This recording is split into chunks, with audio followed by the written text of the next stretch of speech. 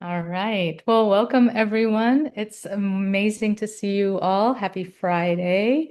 We're all at different times all over the world, but I think it's Friday everywhere, right? Okay. Anyone here in Australia? Ah, right. Okay. Is it Saturday morning there? Well, great. Well, I just wanted to say hello and welcome, and we're just going to do a brief grounding. We've got a lot going on today, so we're going to jump into our separate rooms in a moment, but this grounding is just to help you arrive. You're probably coming from something, and there's probably something waiting for you after this, more work or family or whatever. So this is just a moment for you to come and sit and arrive and take a few deep breaths and just kind of align your nervous system. So, if you will, with me, just find yourself a comfortable place. We'll just take a few deep breaths in. You can close down your eyes if you like. You can just make them heavy, just like just like you to turn your attention inward and focus on your breath. Just taking a nice deep breath in through your nose and a long exhale out your mouth.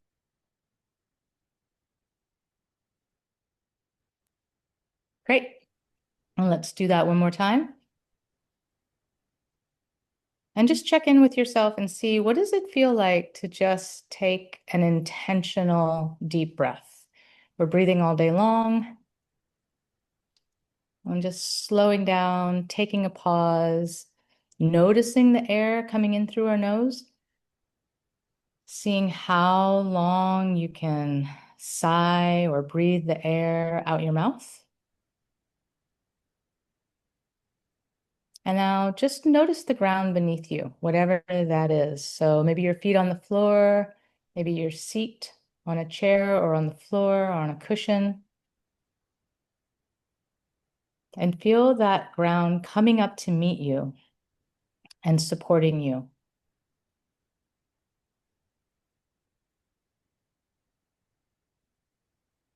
And if you will, just place one hand on your lower abdomen and one hand on your chest. And take one more nice deep breath in and see which hand you notice moving first. So are you breathing in the chest, or have you dropped in and you're breathing down in your belly a little bit? There is no wrong way. Each serve a purpose. But for asking our nervous system to downregulate a little bit, see if you can move both hands to the lower abdomen and then just take a big belly breath, letting any tension or muscles go in your abdomen, letting the belly expand and then contract.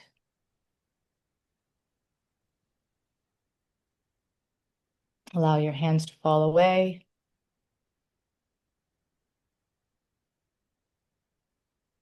And just take a few more breaths here on your own. You can breathe in and out your nose, whatever feels comfortable to you. It's just deepening your breath just a little bit from where it was when you first came in. Feeling once more the support of the ground beneath you, your feet, your seat, maybe your hands on your thighs, or maybe your hands on the desk. And when you're ready, you can bring some movement into your body. You can roll your shoulders back, maybe stretch your neck. You can do anything really. You can inhale your arms up, stretch, open your eyes when you're ready, do a little bit of a twist in your chair. Just feeling like you have arrived, pushed pause on the rest of your day. You're here with your community. We have a great afternoon, or we have a great couple of hours planned. If you're going off to class, I hope that you are receptive and learning and have some cool things to share. And if you're coming to the grief ritual, I'll also be popping over to the resiliency room if anybody needs any support.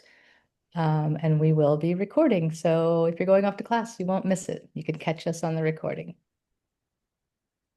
Thank you so much. Beautiful, Amalia. Thank you. That was lovely. Thank you. Um, and also, what a blessing that it is increasingly difficult for us to know how to address our time zones.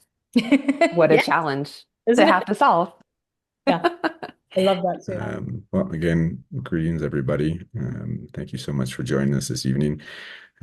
This is kind of an ongoing series. We're very welcome. We're very happy to welcome back Alexandre Jodun with us into our community. He's been an integral part of helping us open up and explore some deep aspects of grief that appear to run pretty consistent through our profession, through many of us being healers. So, Alexandre, thank you so much for joining us again. I'll read a brief bio and then I'll pass it over to you for the evening. And again, very excited to have you with us. So, Alexandre is an integrative psychotherapist, group facilitator, community tender, ritualist, and ceremonialist. He is in service to the remembering of the essential wisdoms, practices, and initiatory processes for ripening into mature adulthood, such that living culture may emerge to carry future generations. Originally born in Mauritius with a Creole diasporic ancestral heritage and raised as a first generation immigrant in Australia, he has always felt the calling to remember, bridge, and weave the roots of ancestral wisdom within the unique context of these modern times.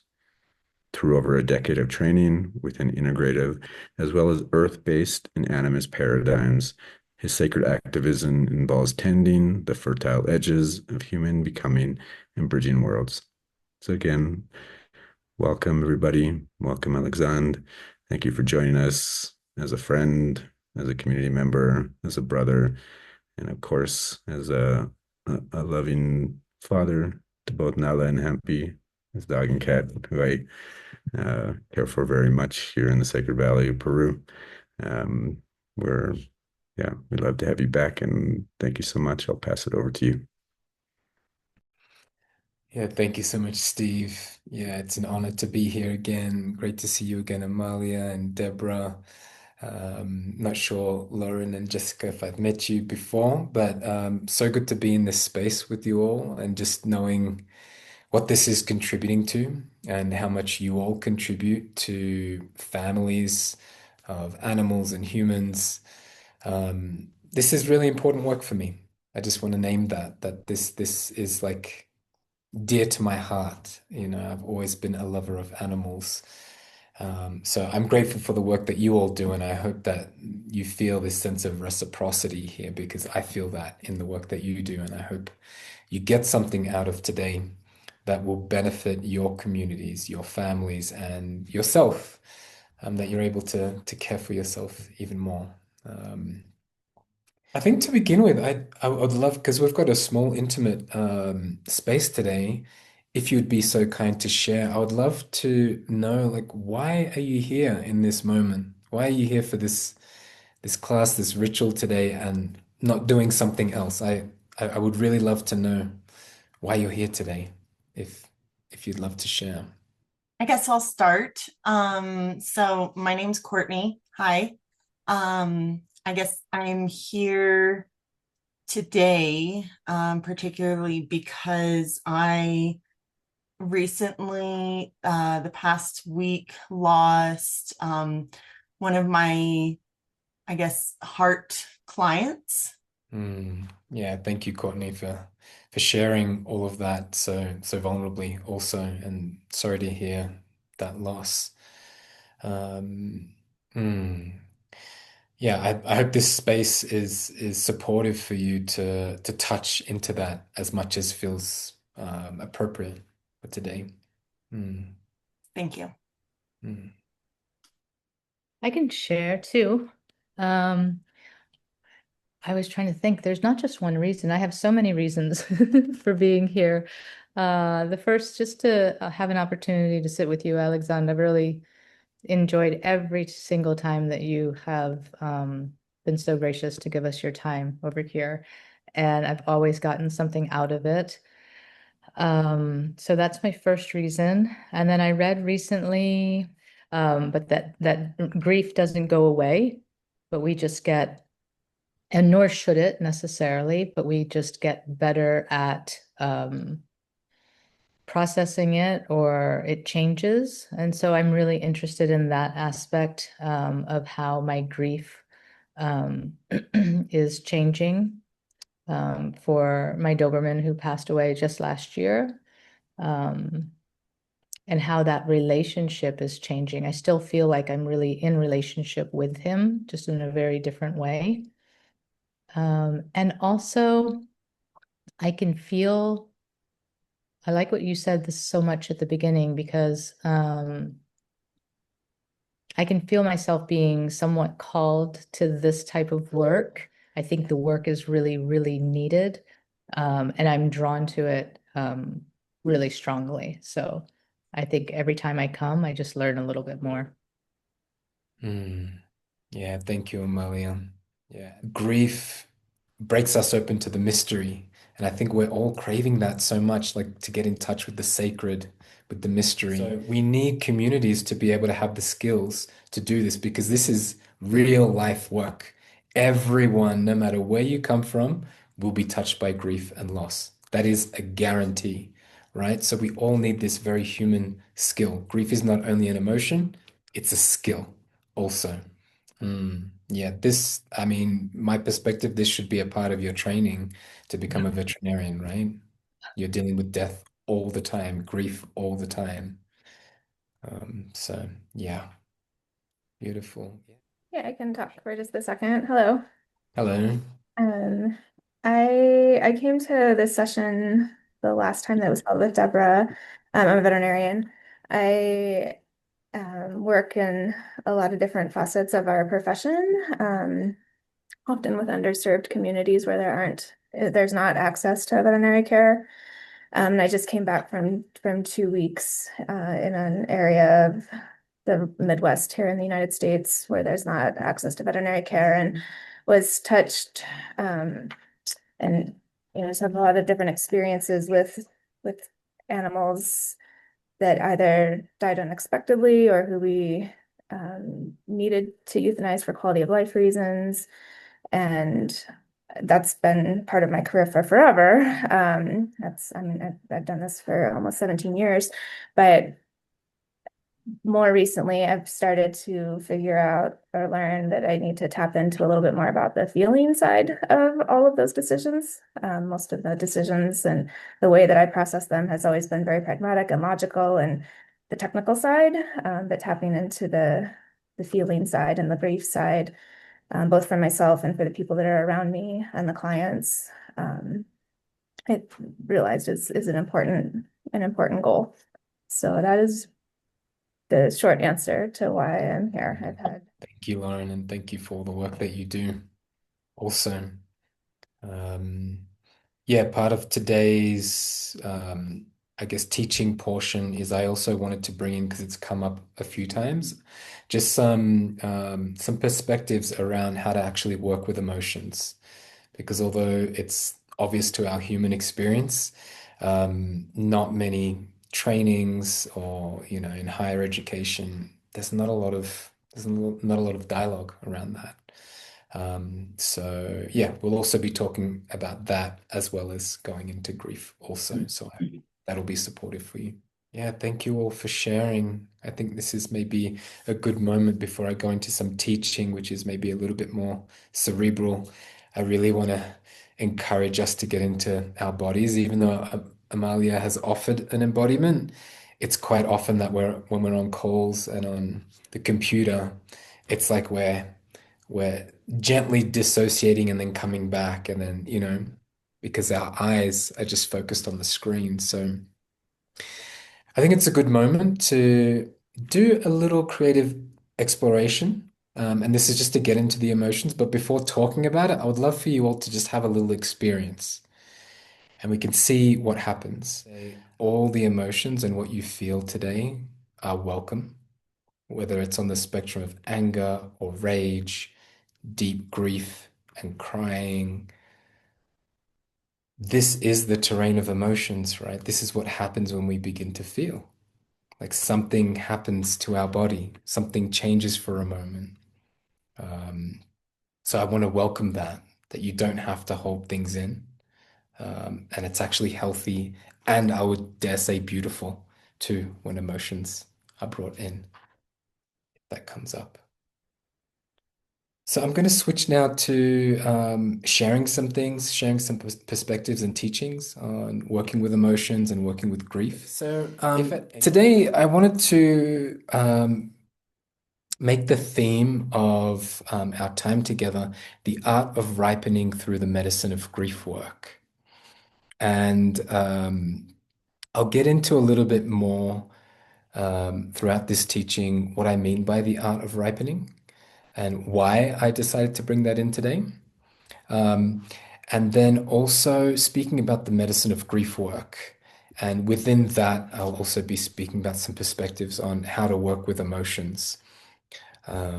First, I'll go through the art of ripening. Then I'll say a little something about apprenticing to our emotional life and why that's important. And I've been very intentional with the language to use apprenticing. And then we'll go into some teachings around grief work. We'll speak a little bit about grief work. I'll also share a little bit about the power of ritual, because that is also really important in terms of grief work. And then we'll have some time for questions and sharing. And the last portion of our time together will be some grief ritual practice. And so, the art of ripening. The reason why I brought this in is because I would say many humans, not only in your profession right now, are quite famished in terms of cosmology, in terms of like, why are we here? You know, and I think when we can come back to why we're here and what it means to ripen into mature adulthood, I think that there's a reference point for us to come back to when things get really difficult in life. There are some lighthouses that can show us back to what really matters. And some questions I want to pose for you, or there's kind of like three main aspects of ripening that I feel like are really important in these times. As humans who want to care for other humans, for other non-humans, I want to ask you all just to like ponder for a moment, what do you feel like it means to be a ripened adult and human being? Just think about that for yourself right now, including and beyond your profession. What does it mean to show up to our families, our work, our communities as ripened? You know, think of a tree as bearing fruit.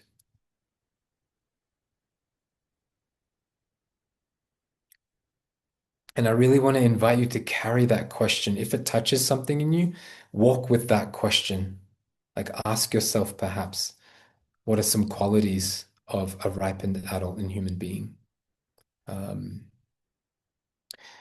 the second element is these are four questions that different teachers throughout the last 15 years, different authors that I've really resonated with have brought in as an inquiry. And I feel like this is also really important for the times that we live in and the grief.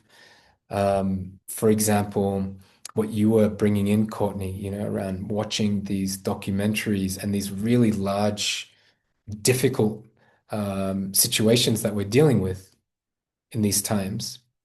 So these are really four important questions that can guide us in our life.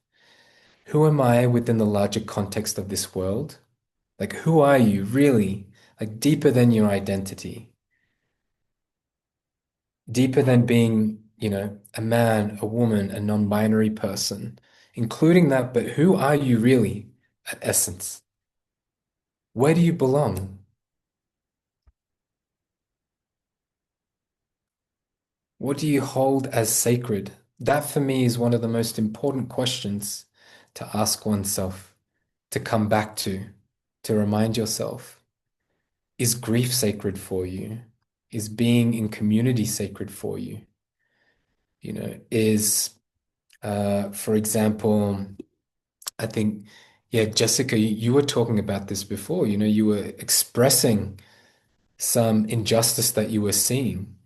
That to me says you're finding something sacred that is being desecrated.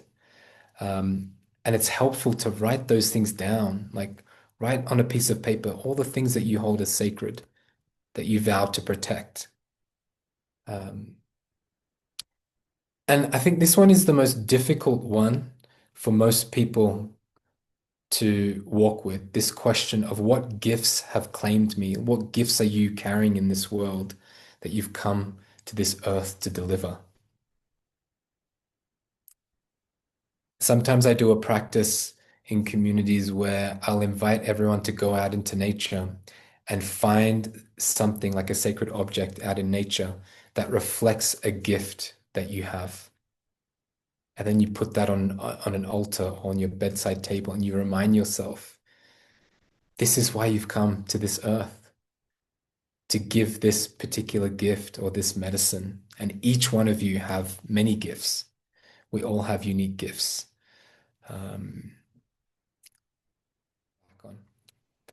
And the third one, this is also really important, is in the art of ripening, we learn the sacred tension between caring for oneself and caring for the world. We learn to lean into that sacred tension, right?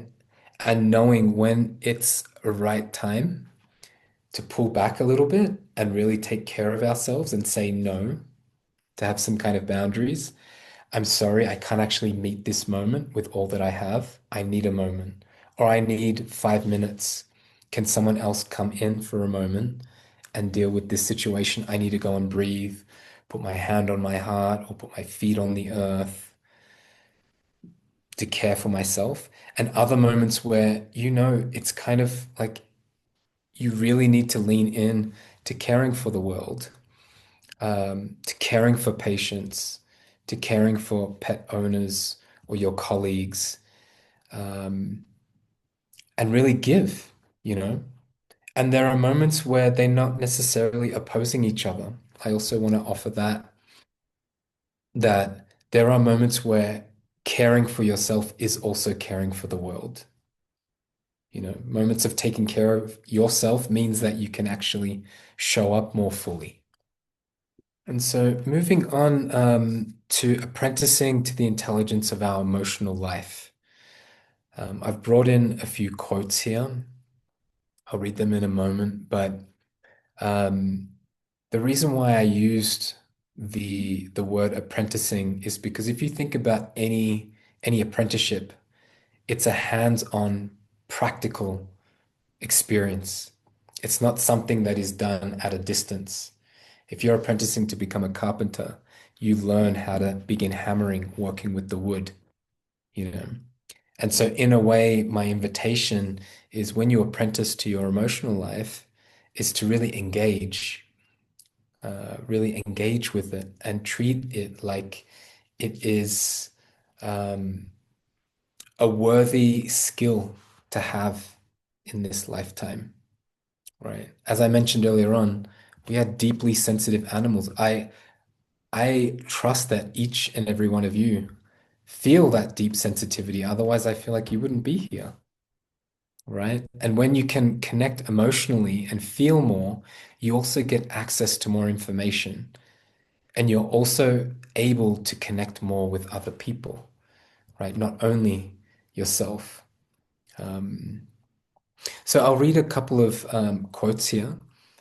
He says, just as we can raise our IQ, so too can we raise our EQ, our emotional intelligence. And how? Through developing intimacy with our emotions, both in their arising and in their expressive options, and through involving ourselves in practices which address the weaker or less developed areas of our emotional life. He says, relating to our emotions, rather than just from our emotions, so that we neither fuse with nor dissociate from them.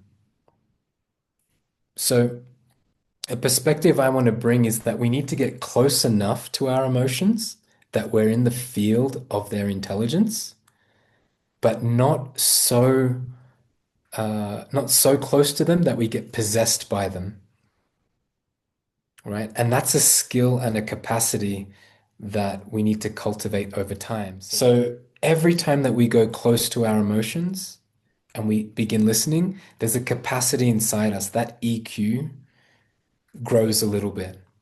So we need to keep doing that over and over again. That kind of trains our emotional body. So I'll read this poem by Rumi because I feel like this is a fantastic poem that speaks to welcoming emotions. He says, "This being human is a guest house. Every morning a new arrival. A joy, a depression, a meanness. Some momentary awareness comes as an unexpected visitor. Welcome and entertain them all, even if they're a crowd of sorrows who violently sweep your house empty of its furniture. Still, treat each guest honorably. He may be clearing you out for some new delight. The dark thought, the shame, the malice, meet them at the door laughing and invite them in.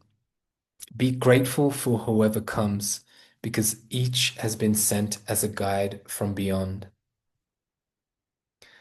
So I think the way that I received this poem is that Rumi is inviting us to give our emotions a seat at the table, right? Not to fuse with them, not to be possessed by them, but to give them a seat at the table and listen to them, to bring in a quality of welcome, and in a lot of mindfulness or Buddhist practice, that's a kind of attitude that is encouraged also.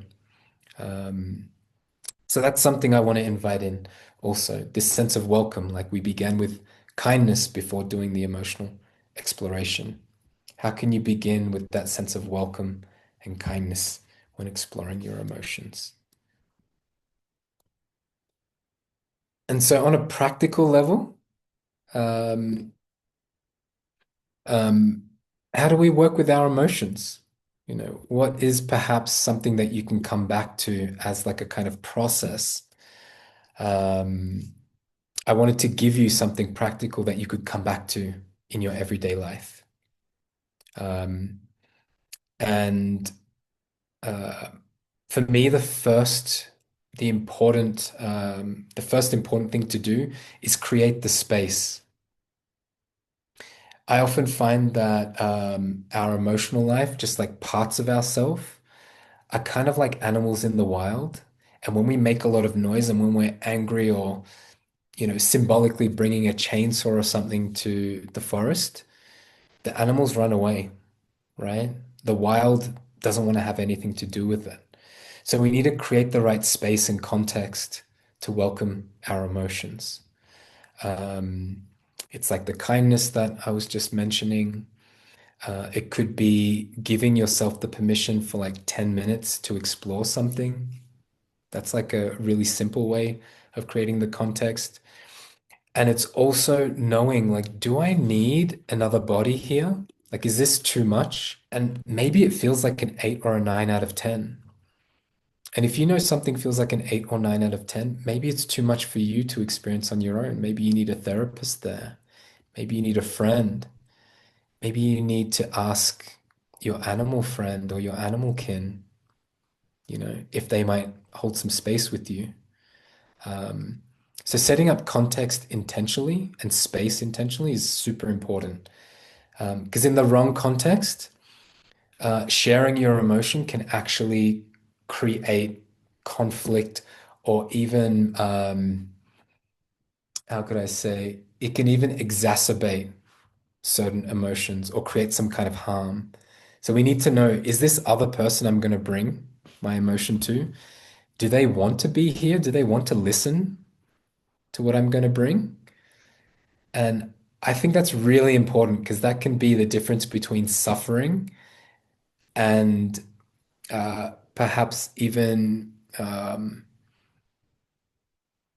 reducing some of the pressure that you feel of that emotion. even just in making the decision of like, is this person safe or not? Do they really want to be here or not? Is this the right context? The second, I don't want to say step, but I would say element is inner embodied listening. So if we are not willing to listen to what our body, to what our emotions are bringing to us, it's quite rare that those emotions will meet us halfway. There needs to be this sense of listening there. Like if you imagine when an animal comes into your practice, for example, you really have to pay attention, right, to what is happening to that being, to that person, in order to know what the next steps are. If you rush, if you bring a sense of like a fixing mentality or something, something might go wrong, right? So a sense of listening for me is really important. And I put embodied there because emotions are intricately connected to our somatic experience, right? Our body also, what's the word? It somatizes our emotions. That's why sometimes, as you know, right? Like when you have animals that you're working with, certain conditions can also be psychosomatic. So we need to also get into the body to then release those emotions or listen to them. And the next element is healthy expression, right? So if you're feeling grief, for example, it is quite healthy to begin crying. It is quite healthy to feel heavy and like your body wants to droop. And going into that expression is healthy. If you're feeling anger, you might need to like, I don't know, make your fists like this, or like do some exercise, or if you're feeling anger, there might be boundaries that are coming up that you need to set and express. That's healthy. So the expression also moves the emotion. And the fourth element is tracking the hidden wisdom. And the reason why this is really important is because I believe, and also from my experience, hidden underneath emotions are directions that our inner intelligence is trying to move us in. So, for example, if we feel quite angry with someone, there might be some inner wisdom there that maybe you need to step up in your power and use your voice a little bit more. There's something inside of you, an intelligence, that is saying, hey, in your growth, in your art of ripening, you need to use your voice more. Or maybe you need to be more like a tree and still, you know. And that's why marrying emotions and our imaginal experience can be really helpful because sometimes it comes in visions, like in the exercise that we brought in. Sometimes it comes in as a very somatic experience of crying, you know? And so the medicine of grief work, yeah, for me, grief work, I work with psychedelics and plant medicines, and I hold space for people, and I work with them in my own personal life. And I've actually found grief work to be very, very similar to working with psychedelics and plant medicines. And I feel like when going into a grief ritual, and I'm curious what how you feel about this, Deborah, but going into a grief ritual for me, it is like I am literally drinking the medicine of grief work. And many mysterious things begin to happen, feelings begin coming up. So that's why I've named it the medicine of grief work. I believe it is a medicine and it can be curative also. Um, And I put this quote from Martin Prachtel because I feel like in so many ways this sums up so much to do with grief and working with grief. So he says, grief doesn't go away. It can change into many things and will, but as a substance and presence, it never leaves. To have caused and witnessed suffering and loss of life means grief is eagerly awaiting your decision as to what direction it will take in your destiny. To make more life or to make more death and violence, internally or externally. The best decision is that all grief be turned into life-promoting, grief-based beauty and usefulness. So I think when we grieve well, and I'll say grieving well requires a community, requires a sense of village. It is not an individual endeavor. I would say we can move some grief on our own or one-on-one with a therapist, but to really move deep grief really requires other bodies. Actually, our ancestral bodies, these animal bodies, have been conditioned by our ancestors to always be in community. That's what we've known for much longer than this individualistic way of tending to grief. And so when we don't grieve well, or when we haven't been afforded that opportunity, or we don't make the intention to be in a community, grief tends to, when it's not metabolized, it tends to create violence. It tends to create more death in the world. That's why you see in our grief-phobic society that the lack of grief makes people more aggressive, makes people more violent. And what looks like violence is actually unmetabolized grief. Look at how much war there is right now out in the world. Imagine what it would be like if there was more access to grieve communally, if both sides could somehow come together and be in a grief ritual. I mean, I don't know how long that's going to take to do, but that's the work that we need to do. And it's not only external violence and aggression, it also turns inwards when we're not grieving, right? That violence comes towards ourselves as shame, as internalized racism, as internalized criticism, all these things. And grief will eat at us. It needs to be moved, right? And it needs to be moved. Remember, and you all would know this, that a medicine is only a medicine at the right dose. Too much of the medicine, it becomes toxic, right? So we also need to know how to move with grief so that it stays as a medicine and so that we move it out. It needs to move out. And so again, grief asks us to slow down and get into our embodied experience like we've been doing today.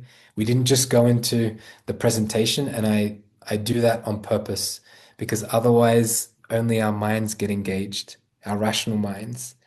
And how much are we in our minds day to day, pragmatically thinking how to do everything? But emotions are pre-rational. So we need to slow down to activate something else inside of us that knows how to work with our emotions. Grief also asks us to reconnect to the intelligence of being in community and cultivating togetherness. Again, I'll say it, that it's so important for us to grieve in a community. And in community, we have multiple nervous systems. And when we're in ritual, we're also calling on greater forces. So there's a lot of channels for moving grief. When grief starts to come, it takes a lot of courage to trust that what is coming through isn't going to make me go crazy or isn't going to completely annihilate me, right? It takes a lot of courage to be moved by grief and its wildness. It's undomesticated. Grief is not just an emotion, it's also a skill, it's a human capacity. And we need to grow that, right? And so also having a sense of compassion for oneself, that wherever you are is exactly where you need to be. Like that is the place to start from. Sometimes people come into this work, like for example, our teacher Francis Weller always says, took him like 3 grief rituals to even begin crying, right? Yeah, sometimes it takes a while to warm up what has been, uh, what has become like an iceberg, for example. That's why the warmth of compassion, the warmth of friendship, the warmth of community, the warmth of kindness, those are the things that help to begin softening. And grief also asks us to remember what we love and what truly matters, right? We typically begin grieving because there's something that we've loved that we've lost, or something that we've loved has been transgressed or desecrated, right? That usually brings on grief. And it also brings us towards what truly matters. I love this quote from Orland Bishop. He says, "We have to remake a relationship to the sacred. It's just the nature of ritual."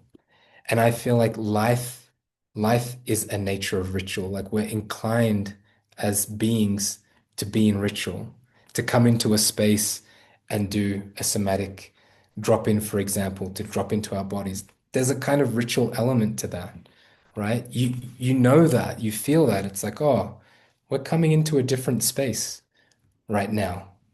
This is not everyday space where we're typing on computers or having loose conversations. We're coming into a sacred space. Something in each of us knows that already, right? And ritual just, I'll leave this for you to come back to, but ritual helps us to touch the sacred. And we need to touch into the sacred in order to experience those healing energies, oftentimes. Is there anything anyone has a question about or a comment? I just wanted to say thank you. My pleasure. Yeah. Beautiful. Well, I'll stop the presentation here.